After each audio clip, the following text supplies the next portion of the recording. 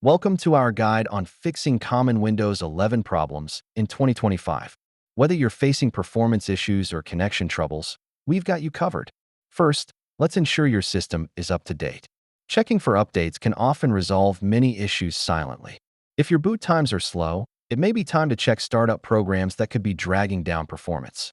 Next up are those pesky connection problems. Let's take a look at how to troubleshoot internet and network issues you might encounter. Compatibility issues with software and drivers can be frustrating. We'll discuss how to resolve these. Encountering update errors? Don't worry, let's troubleshoot those failed installations together. The blue screen of death can be alarming. We'll go over the common causes and how you can resolve them. Storage problems can cause a lot of headaches. Let's learn how to effectively clean up disk space and manage your storage. Sometimes, you may need to revert to a previous version of Windows 11. Here's how to do that easily. Thank you for watching. We hope these solutions help you enjoy a smoother experience with Windows 11. For more resources, check the description below.